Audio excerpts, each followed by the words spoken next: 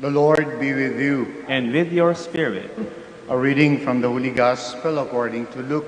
Glory to you, O Lord.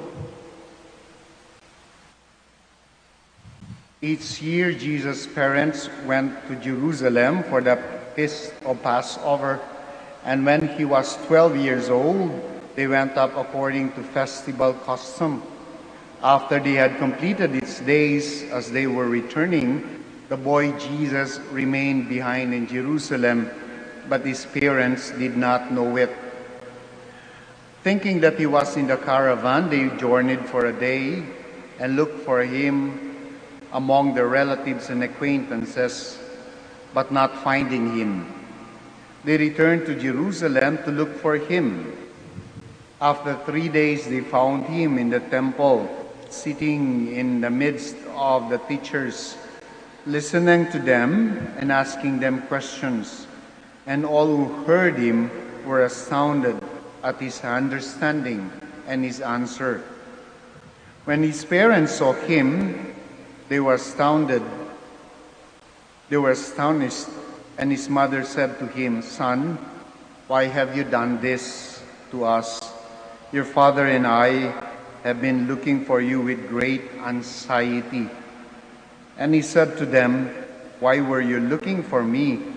Did you not know that I must be in my Father's house?" But they did not understand what he said to them. He went down with them and came to Nazareth and was obedient to them. And his mother kept all these things in her heart. My dear friends, the Gospel of the Lord. Praise to you, Lord Jesus Christ. Please be seated. Magandang umaga po sa inyong lahat, yung kakarampot na andi dito sa loob ng simbahan at yung mga nakikisa sa amin sa kanilang mga bahay. Welcome to the minor Basilica of Our Lady of the Rosary of Manaoag. Kahapon po, we celebrated the solemnity of the Sacred Heart of Jesus, Sagrada Corazon. Today we celebrate the memorial of the Immaculate Heart of Mary. Hindi Immaculada Concepcion kundi Immaculada Corazon. Although her being Immaculada Corazon has something to do directly with her being Immaculada Concepcion. Yung isa ay the result of the other, of being Immaculada Concepcion. Although the two are very much related, therefore. But Mary's Immaculate Heart becomes even more beautiful because she received the fullness of the grace from the Sacred Heart of Jesus. Gumanda at lalong naging outstanding yung kanyang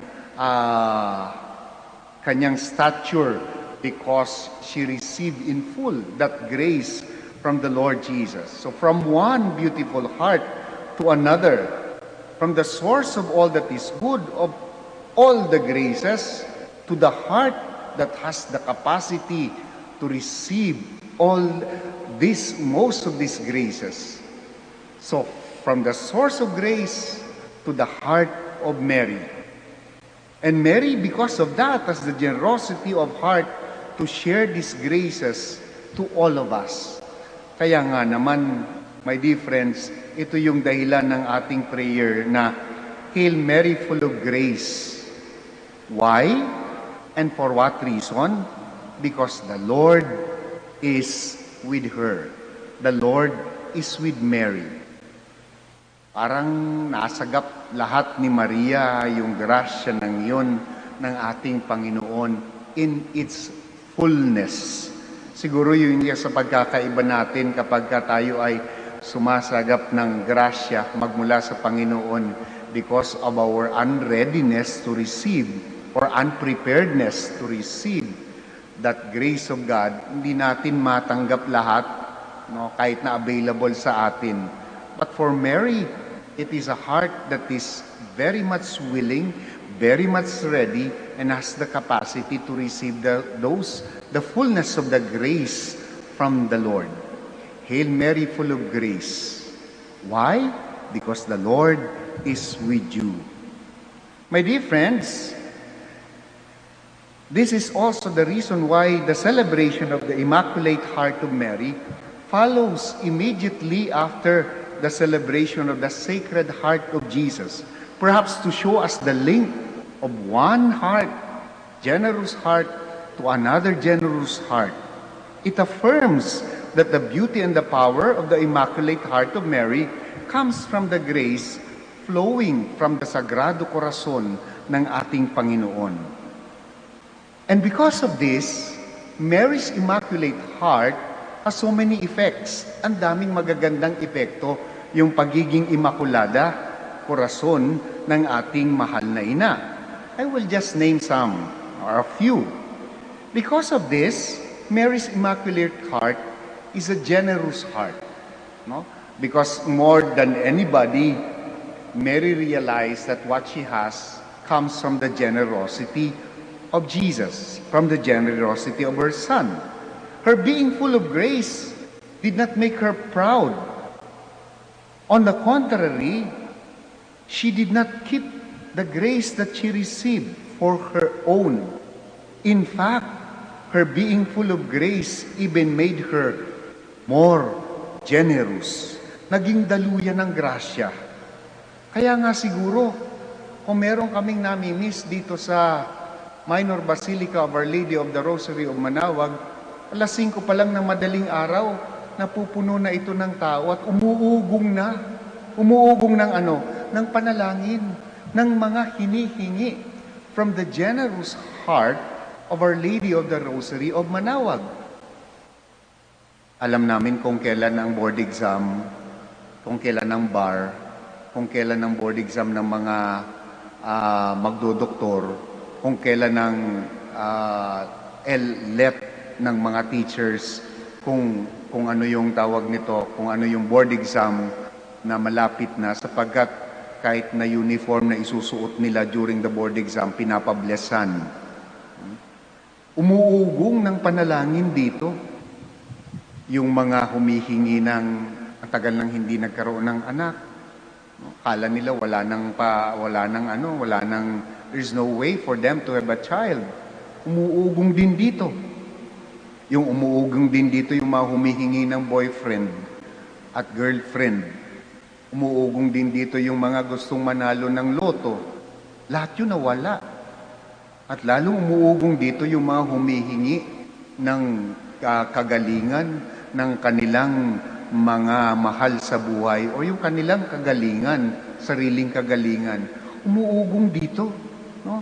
But you know what, my dear friends, even if you cannot come yet to this place, the Immaculate Heart of Mary cannot be circumscribed by space and time. Kahit nasaan po kayo, the generosity of Mary, her power to intercede for all our for all our prayers happens. It is still efficacious. That's the generosity of the heart of Mary. Second, the heart of Mary is strong. Matatag. Bakit? Remember when the angel revealed that Mary was to bear a son through the Immaculate Conception? Siguro, naalog yung buhay ni Maria. How can this be? I do not know any man. Mary was able to ponder courageously everything in her heart. That's why she was able to say her very beautiful fiat, "Let it be done to me according to thy word." Hindi ko man maunawaan lahat, no? But it's the Lord. So let it be done to me according to your word. That is a very strong manifestation of a heart that relies on God. Let it be done to me according to your word. In other words, Mary's Immaculate Heart is the source of her courage from the moment the angel announced her Immaculate Conception to the moment na nakatayo siya doon sa paanan ng krus. Siya lang at ang beloved disciple and the rest abandoned the Lord. but she has the courage. Siguro kung kayo yung nanay, at yung anak ninyo ay undergoing suffering, yung hindi mo nga mapadapuan ng langaw o mapakagat sa lamok, ay ito nasa harap mo, nakabayubay sa krus. And yet, Mary has the courage to be there, silent, but very eloquent. My dear friends, yung ganong silence and strength is also Mary's challenge to us. We are also being challenged by Mary to have the same courage. Not just to be silent, but to speak up. To speak up against injustices, to speak up when people are remiss in their duty to care for the environment, to speak up when the poor are neglected. Mary's courage inspires us not only to speak up, but actually to do something about it. To do something on how to help improve the situation of the least and the last. And to help to find the lost in our communities. Lastly, my dear friends, my dear brothers and sisters, among the many images ng ating mahal na ina, yung image niya bilang isang nanay, ang something that is very close to me, and I'm very sure sa inyo rin. Bakit? Because that image actually speaks the theology of the relationship between Mary and her son, and Jesus. The image where she has her child in her arms or waist speaks more eloquently of why Mary's heart is immaculate. Because it is as if Mary is saying, it is all about this child. It's not about me, but it is about the child that I am carrying. His grace made my heart immaculate.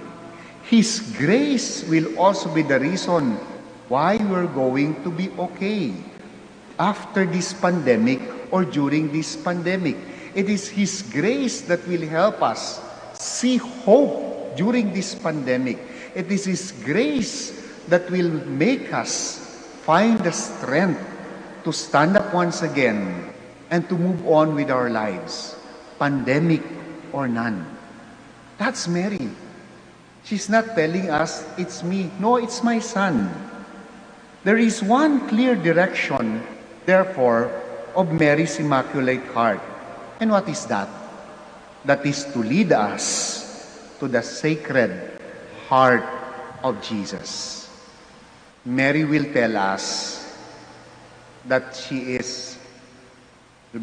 will be remiss in her duty as the mother of Christ, in her duty as the Mary, as Mary having the Immaculate Heart, if that heart will not point us to the heart of Jesus. Narinig niyo na po ba yung kasabihan, Ad Jesum per Mariam? Translate. That Latin maxim is very beautiful because it tells us the direction of our devotion to Mary. That all devotion to Mary should lead to our discovery, to our deepening of our love of Jesus. Ad Jesum per Maria.